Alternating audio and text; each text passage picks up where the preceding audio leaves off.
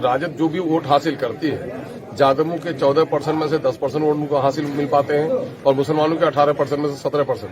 मतलब जब टिकट की बारी आती है तो जादवों को 4 गुना ज्यादा टिकट मिलती है और मुसलमानों को खसामत करने पर भी 2-4 जगह सिर्फ खैरात के तौर पर दे दिया जाता है। तो उसके बारे में उनसे पूछिए और उन हमारे लोगों से पूछिए जो लोग गर्दन झुका के चाहते हैं, चप्पल उतार के इसके दरबारी करने लगे हैं, कि उनसे पूछिए कि तुम्हारी आबादी के मुताबिक अगर तुम्हारी हिस्सेदारी नहीं होगी तो तुम अपने नस्लों का क्या भला कर पाओगे।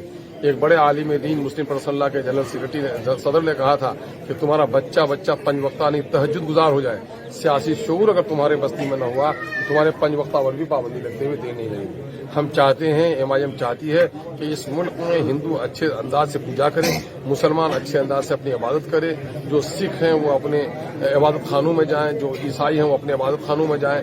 चूंकि जब से भाजपा आई है वो हिंदू और मुसलमानों को तोड़ रही है और मैं दावे के साथ कह सकता हूं कि फलस्तीन में चंद हजार लोग कटे हैं तो पूरी दुनिया में हंगामा है। गोधरा में इन्होंने हमारे चंद हजार लोगों की गर्दन काटी थी तो पूरी दुनिया में हंगामा हुआ। क्या 30 करोड़ मुसलमानों को कोई काट कर फेंक पाएगा? मुझे यकीन पूरा है कि हिंदुस्तान में न हिंदू खत्म होगा न मुसलमान खत्म होगा, लेकिन हिंदू और मुसलमानों के दरमियान में मोदी ने जो नफरत फैलाई है उससे हिंदुस्तान की अजमत खतरे में पड़ जाएगी। सोशल मीडिया पे 2 दिन से चल रही है कि अररिया में जो है सरफराज साहब को MIM की तरफ से टिकट मिलने जा रही है और रहमत अली साहब की एक तस्वीर भी जो है वायरल हो रही है सरफराज साहब के साथ। अब देखिए पार्टी इस पर गौर कर रही है कि आगे हमारा कदम क्या होगा, अनकरीब पार्टी इस पर फैसला लेगी। अब आप खुद गौर कीजिए, 18% मुसलमानों को 2 खैराती सीटें मिलती हैं और 3%, 2%, 2.5% होंगे मुश्किल मल्ला, उनको ये 3 सीटें दी जाती हैं। यही तो जमात का उसूल है। हमारे मल्ला भाई को मुबारकबाद देता हूं कि उसने अपना लीडर अपनी पार्टी खड़ी की। मैं मांझी भाइयों को, मैं जादव भाइयों को मुबारकबाद देता हूं कि उन्होंने अपनी जमात खड़ी की है, तो आज सब उनकी कदर कर रहा है। काश मुस्लिम अक़लियत जिस दिन अपनी जमात खड़ी कर लेगी उनकी भी तकदीर बदल जाएगी। सीमांचल में बदलाव ही मुस्लिम क़यादत तो हो सकती है पूरे बिहार में, ये आप मान रहे हैं? मैं मान रहा हूं, इसका सबूत मिल गया। 5 आदमी आजादी के इन 75 सालों के बाद 5 आदमी बैक वक्त जीत कर बिहार की असेंबली में गया। हिंदुस्तान की तारीख का नया वाकया है ये, और पहली बार असेंबली के दरो दीवार ने एक मुस्लिम क़यादत को अपने अंदर दाखिल होते हुए महसूस किया है। इसी से तो सीने में सांप लौट गया है उन दुश्मनों के। वो ये नहीं चाहते हैं कि जो लोग मुसलमानों को गुलाम और रखेल बना के रखना चाहते हैं, वो चाहते हैं सर झुका के आए, ये चप्पल उतार के आए, ये दबीबी जबान से बोले, ये ऊंची आवाज में बोले, ये गर्दन झुका के चले, ये गर्दन उठा के न चले। ऐसे लोगों को तो परेशानी हो गई नहीं MIM से, इसीलिए MIM को तोड़ा लोगों ने। लेकिन MIM के हम मुबारकबाद देते हैं प्रदेश में रहने वाले नौजवानों को, हम अपने उलमा को मुबारकबाद देते हैं, खानकाहों के जिम्मेदारों को मुबारकबाद देते हैं, आप जैसे गयूर पत्रकारों को मुबारकबाद देते हैं जिन लोगों ने MIM को आगे बढ़ने का हौसला दिया। और मैं समझता हूं कि इस वक्त जो हिमायत आप लोगों की मिल रही है, MIM ने जो चिराग रोशन किया है, यकीनन है ये दुश्मनी की जो आंधी अंधेरापन है इसको दूर करके हम रहेंगे और इंशाअल्लाह एक क़यादत को खड़ी करेंगे। ईद दरअसल रमजान मुबारक के बखैर-ओ-आफियत गुजर जाने की खुशी का नाम है। ईद दरअसल नज़ूल कुरान के शुक्राने के तौर पर रमजान मुबारक के बखैर व खूबी गुजर जाने का नाम है। ईद दरअसल कर्म बख्शिश के इस माह के बखैर व खूबी गुजर जाने की खुशी का नाम है। इस मौके से हम खुशियां मनाते हैं, गले लगते हैं, एक दूसरे का गम बुलाते हैं। लेकिन इस बार की ईद में हम एक पैगाम भी देना चाहते हैं। आज हम जिस आज़ादी के साथ ईद मना रहे हैं, ईदगाहों में जा रहे हैं, क्या ये ईदगाहों में जाने की आज़ादी भी हमारी बाकी रहेगी? क्या हमारी दाढ़ियां और हमारी टोपियों के पहनने की भी हमको इजाजत रहेगी? क्या हमारे मस्जिदों के मिंबर और मेहराब भी महफूज रहेंगे? इस मुल्क में एक साजिश चल रही है भगवाकरण की, इस मुल्क में साजिश चल रही है यूनिफॉर्म सिविल कोड की। इस मुल्क में मुसलमानों की तारीख और मुसलमानों की तहजीब, मुसलमानों की जबान और उसके कल्चर को मिटाने की एक तहरीक चल रही है।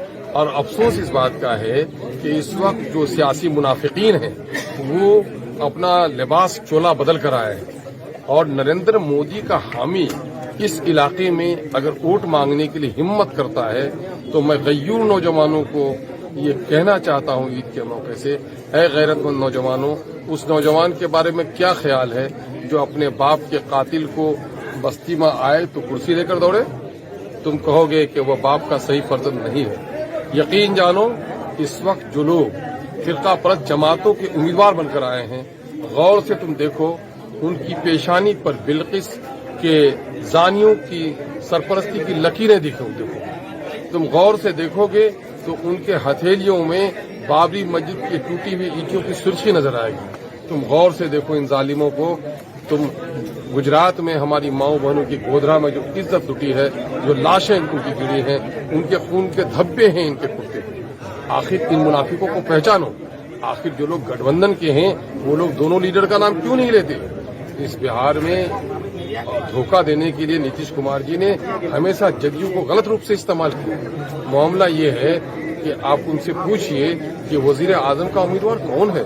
वजीर आजम का उम्मीदवार नरेंद्र मोदी है। और अभी अमित शाह ने कहा है कि जो 4% रिजर्वेशन जिस स्टेट में हासिल है, अगर उनकी हुकूमत आ जाएगी तो मुसलमानों के उस 4% रिजर्वेशन को खत्म करके SC और ST को दे दिया जाएगा। क्या इसकी तस्दीक करते हैं लोग?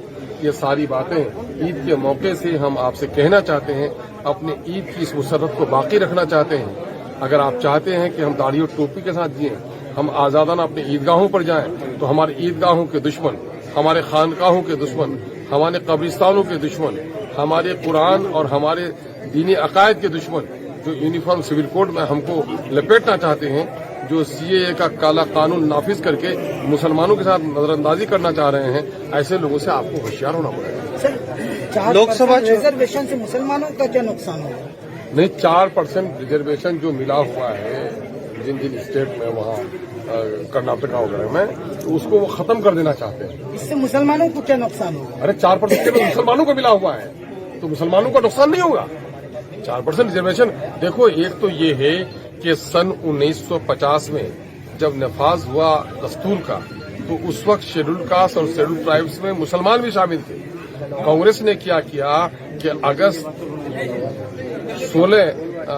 10 अगस्त में 26 जनवरी में नाफिज हुआ और 1950 के 10 अगस्त में कांग्रेस ने एक सर्कुलर जारी किया कि शेड्यूल कास्ट और शेड्यूल ट्राइब्स के फायदे सिर्फ हिंदूज को मिलेंगे, नॉन हिंदूज शेड्यूल कास्ट को नहीं मिलेंगे। उससे 123 सीट पार्लियामेंट की रिजर्व हो गई और नतीजा ये हुआ कि मुसलमान उस जगह खड़ा नहीं हो सकता और तकरीबन 23% मुलाजमत भी उनके लिए मखसूस कर दी गई। 15% और 7.5%, 22% मुलाजमत मखसूस कर दी गई, जिसमें मुसलमानों का, अब देखिए, धोबी जो नॉन मुस्लिम धोबी है वो शेड्यूल कास्ट में आ गया, जो हिंदू धोबी है वो पिछड़ी जाति में आ गया। तो मुसलमानों को नौकरी से छांटने के लिए, मुसलमानों को पार्लियामेंट और असेंबली से महरूम करने के लिए साजिश की गई।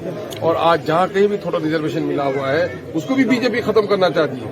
तो मैं आप लोगों से चाहता हूं कि आप लोग पूछिए, यहाँ जो जदयू का नुमाइंदा है, क्या मुसलमानों को इस तरह के महरूम करने के कानून की हिमायत करता है कि नहीं करता है? वो तो गठबंधन में है, तो गठबंधन में सारी बातों की हिमायत करेगा। इसलिए मैं आपके माध्यम से ईद के मौके से लोगों को चाहता हूं कि अपने नस्लों की ईद को अगर बाकी रहना चाहते हो, ईदगाह के दुश्मनों से, मस्जिद के दुश्मनों से, शरीयत के दुश्मनों से होशियार हो जाओ।